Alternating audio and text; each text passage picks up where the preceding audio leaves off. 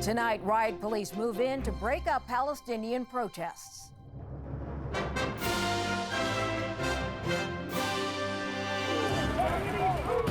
Demonstrators dragged off after ignoring warnings. Are you in riot gear? I don't see no riot here. University uprisings in the U.S. inspire action on Canadian campuses. We are holding our ground here until we achieve divestment.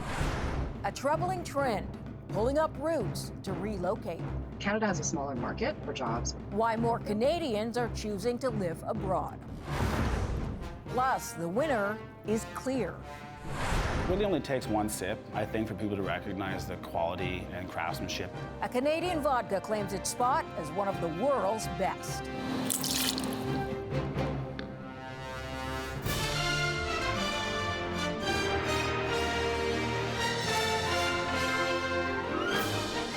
CTV National News with Heather Butts.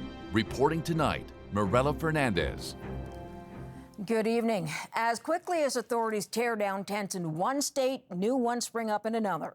Students at universities across the U.S. and in Canada are determined to send a message about the war in Gaza.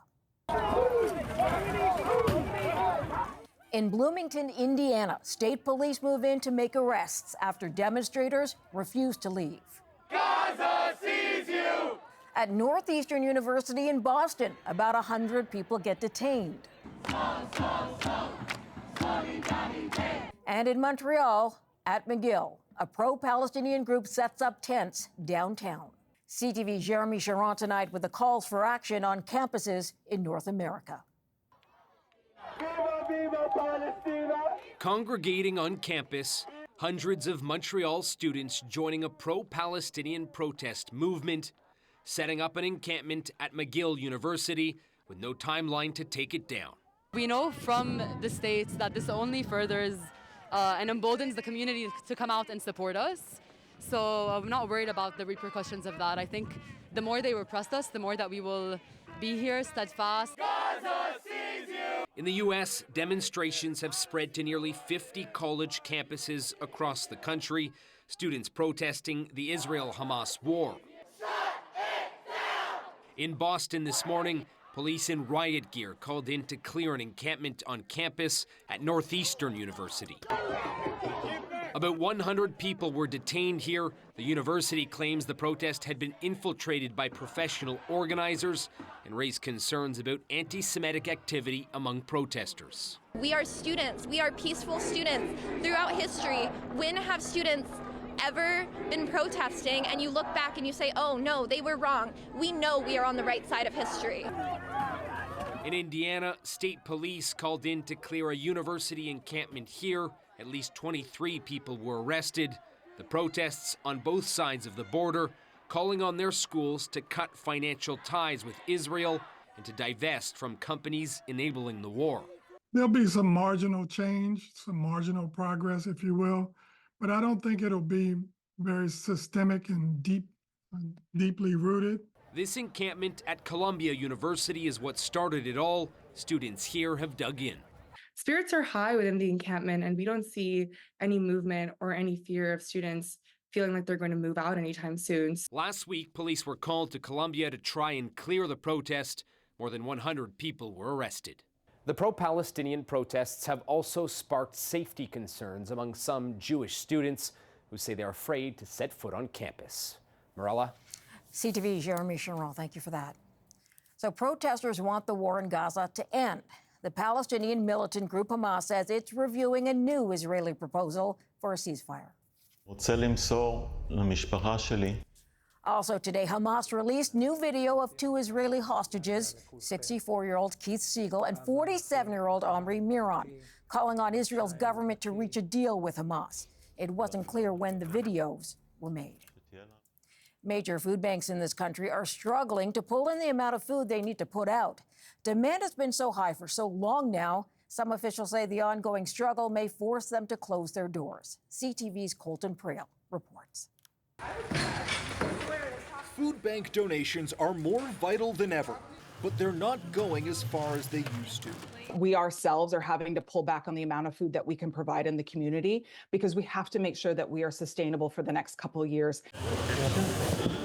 Some of Canada's most crucial community safeguards are sounding alarm bells over what they say is an unsustainable increase in demand that's threatening their very existence. We're worried that if we don't make changes now, we won't be around in the next 3 to 4 years. New data from Statistics Canada shows nearly 23% of Canadians experienced food insecurity in 2022, an increase of nearly 1.8 million people from the year before. At what point has government outsourced to charity their duty, and when do we say enough? Visits to Toronto's Daily Bread food bank are forecasted to reach 500,000 people every month by the end of next year, a drastic leap from 65,000 visits a month pre-pandemic. And at some point, it can't just be community, it can't just be philanthropic good.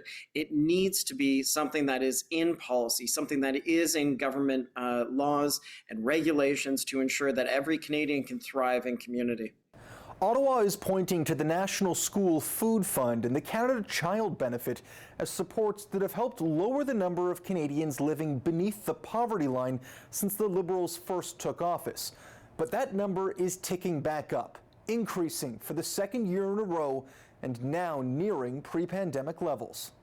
Morella. Difficult times, Colton. Thank you. So the high cost of living is just one reason more Canadians are choosing to live abroad.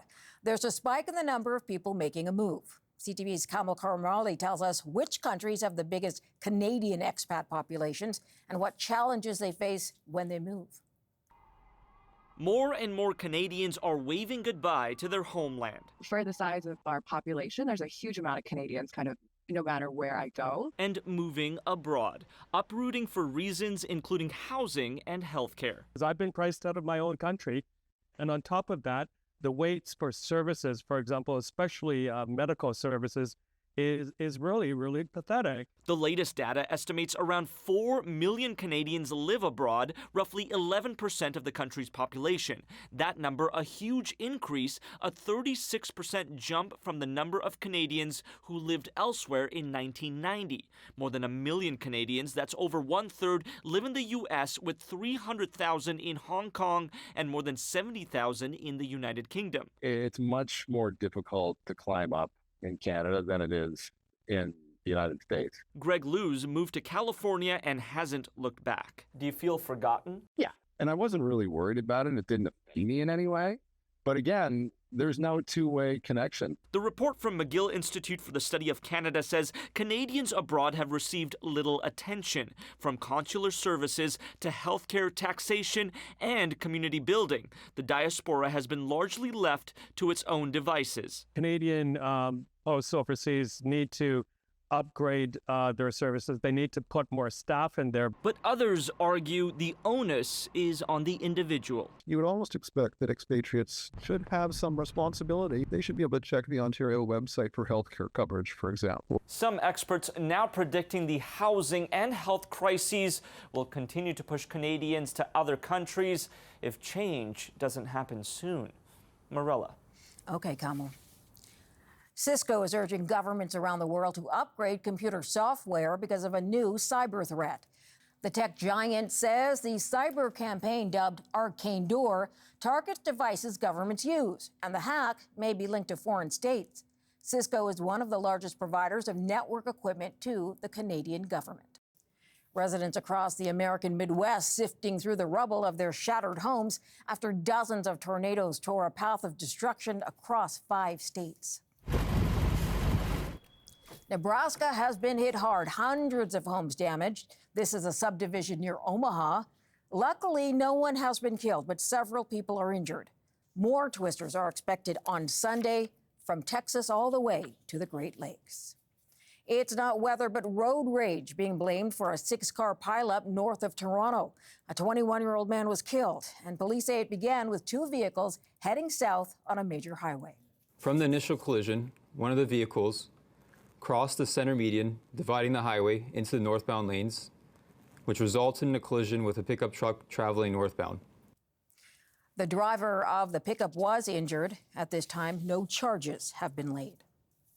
Police have released a list of their most wanted, 25 people accused of everything from murder to drug trafficking. Suspects police haven't been able to find and are hoping cash rewards will encourage Canadians to be on the lookout for them. As CTV's Alison Bamford tells us, there is $1 million on the table. A long and dangerous list filled mostly with suspects wanted for murder, others on drugs and gun charges. To all the suspects featured in the top 25 list, today your world gets smaller. At the top of this year's BOLO list is Michael Bebby, wanted for his alleged role in the murder of a Toronto man 9 months ago.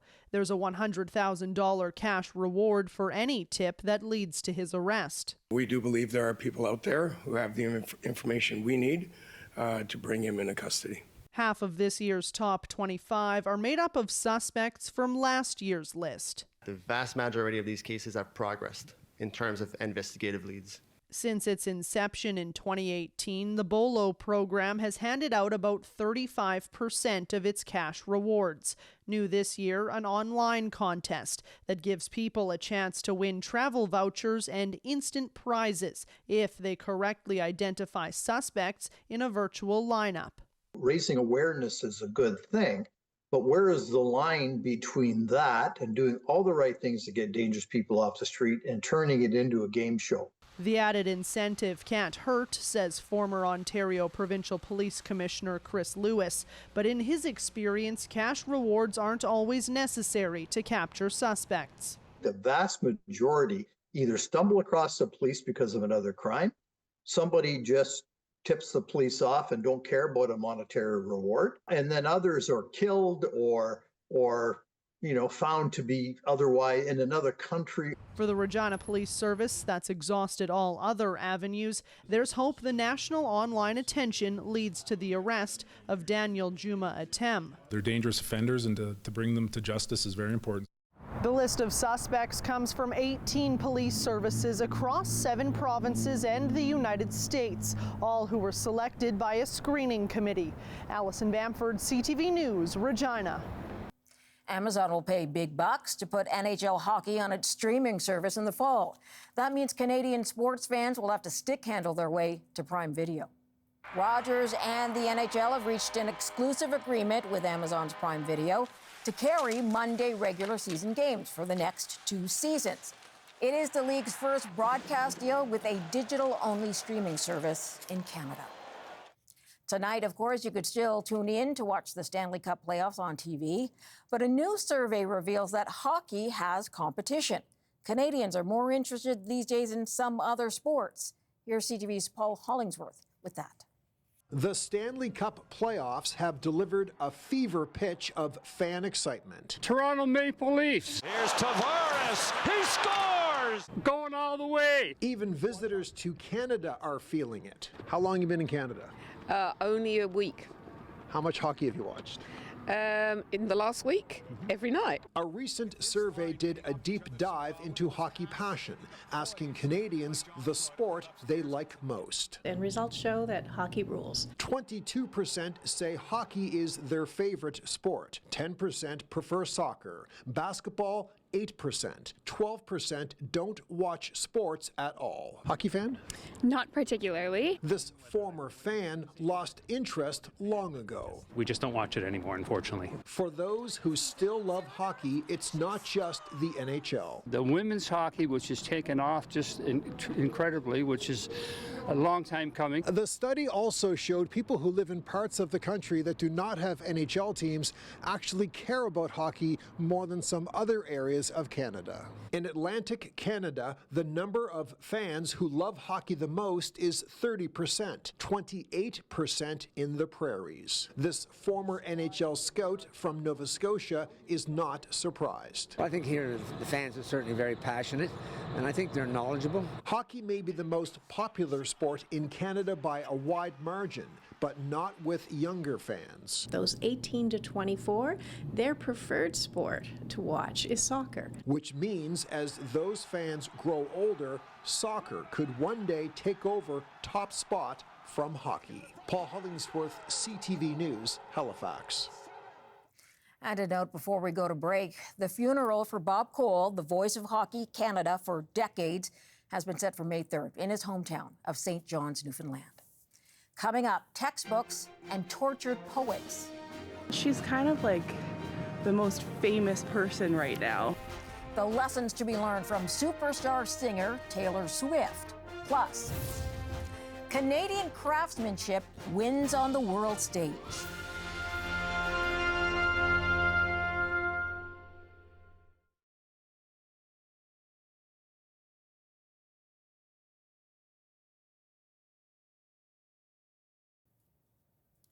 Disgraced movie producer Harvey Weinstein has been hospitalized in New York State. He's undergoing some tests. The 72-year-old is scheduled to appear before a judge next week after New York's highest court overturned his 2020 rape conviction. Weinstein's lawyer says he is somewhat of a train wreck health-wise. Britney Spears and her father have finally settled a dispute over legal fees. The amount of that settlement has not been made public. The agreement comes more than 2 years after the conservatorship ended. It had given the pop icon's father full control of everything in her life, including finances and medical decisions. Apparently, Taylor Swift's legal battles are diverse enough to be the basis of a university law course. The professor teaching it has confessed to being a Swiftie and says students have a lot to learn from the superstar's cases. CTV's Jack Richardson reports. Welcome to the Eras Tour. Taylor Swift is coming to Queens. She's kind of like the most famous person right now. There is more to Taylor Swift than just music and celebrity. The global superstar has made history in contract law too. The class will be looking at deals between a streaming service and a musician, and deals between a record company and a musician. Swift infamously re-released several albums after the rights to her older music were sold in 2019, a deal she did not approve of. One of those re-released albums, 1989, Taylor's version, broke records for being the most streamed artist in a single day. I am incredibly excited to be teaching the course. I can't wait for September. While Taylor Swift is one of the most popular artists and most popular people in the world, students at Queen's have some mixed opinions on the university choosing to offer the course. I'm not very much into Taylor Swift, but I don't know, I think she's pretty popular. I think we get so obsessed with celebrities and we need to just remember that they're humans. I think they should probably expand it to not just one person's career, because that's just how much can you do on one person? The university says it appears demand will be high, maybe not as intense as a Swift concert, but I anticipate that the course will be full because it's capped at 30 students. But as I said, I'm considering developing an online version too. Swifties at Queen's will hope to be first in line. I'm not a huge Swiftie, but by default, because my housemate is, I am. But yeah, it's something I'd be interested in for sure. Jack Richardson, CTV News, Kingston. Straight ahead, in sickness and in health. An act of love at a time of heartbreak.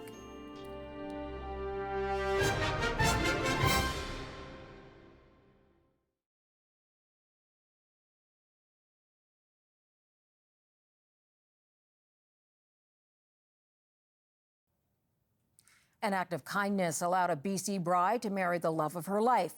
It gave the couple a glimmer of hope during some pretty dark days. Here's CTV's Adam Sawatsky. Mary Davidson will never forget meeting Sean Adelberg for the first time. He just had these gorgeous blue eyes, and he had a cute butt.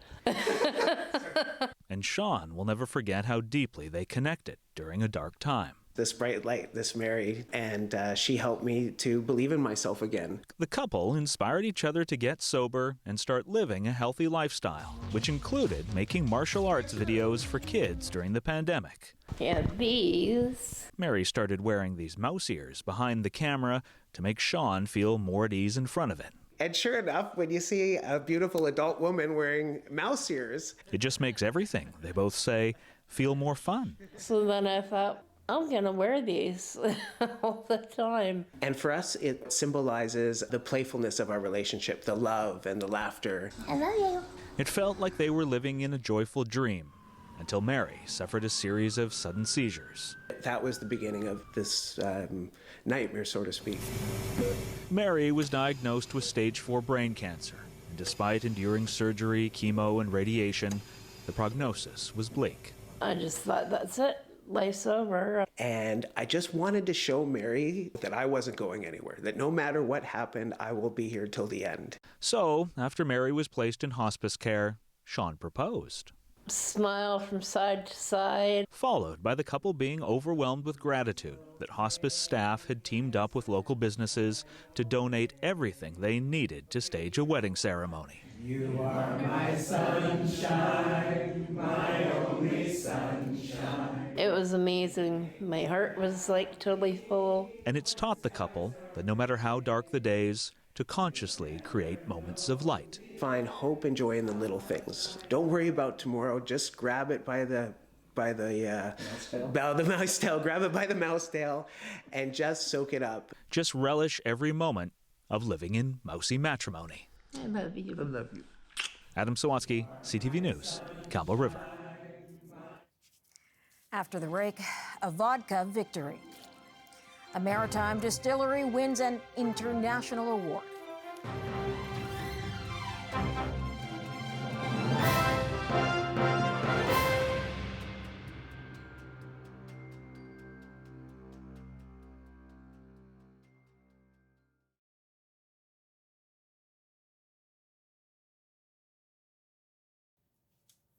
You can raise a glass tonight to a Canadian distillery. Its vodka has been named one of the best in the world. Wooden Walls is based in St. John's, Newfoundland. It's a small operation with a big future. CTV's Garrett Berry reports. A long soak in these tanks sets the grains apart. We do it at a lower temperature just to have a process that is slow, controlled, and pulls those flavors out really well. Give it about a week with a bit of cleaning up, and you've got an award-winning vodka, named one of the world's best at this year's World Vodka Awards. It's a product that you can just throw on some ice and really it's nice to drink. It doesn't have any of those harsh flavors at all. Judges said it has a funky and distinct aroma, a compelling, unique quality. It's classified as a varietal vodka, meaning it's good in a mixed drink or on its own. It really only takes one sip, I think, for people to recognize the quality and craftsmanship that goes into our products. Using grains from across the Maritimes, their vodka beat out a distillery in British Columbia and competitors from Europe, America, and Australia on the way to the top. To have it recognized on a world stage was just really, unexpected for us and exciting at the same time. The startup distillery is hoping that this award will boost their business. They've got a beautiful bar opened in late 2022. They just need a few more customers to fill it up. It's been harder to get the word out and stuff like that, and but we're really hoping now that with these awards coming back, and the world's best vodka is a pretty special award. The group has worked to get their products into liquor stores in Newfoundland and Labrador, and hope to expand to reach stores across the country. Garrett Berry, CTV News, St. John's. And that's a wrap on the day. Thanks for sharing your time with us. I'm Morella Fernandez. For all of us here at CTV National News, have a good night.